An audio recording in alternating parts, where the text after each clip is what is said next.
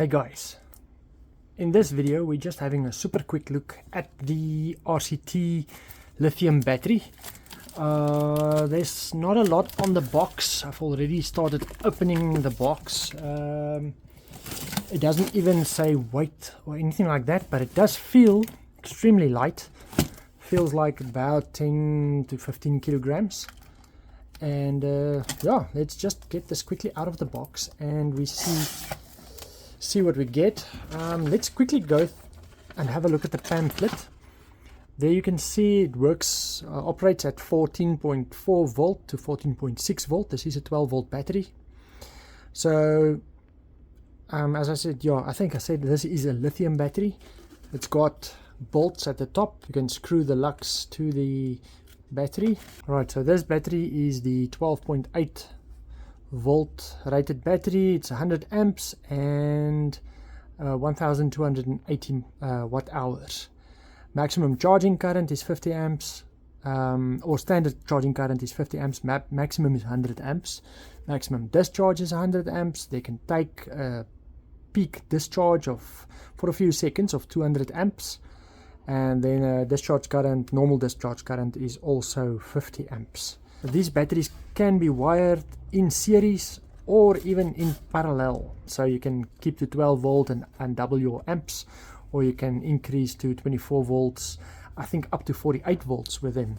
So yeah, that's the pamphlet, and this is nothing special. It's just a quick look at how the battery looks. It does come in a nice sturdy foam, packaged in nice sturdy foam. It's got a plastic bag around it and two very hard, or it's not at all as normal batteries. It does feel very plastic, but this is what the lithium batteries are made of. Let me just get it out of the box quickly. Well, as you can see here, I can easily lift the whole battery with one hand. You've got your normal positive and negative terminal.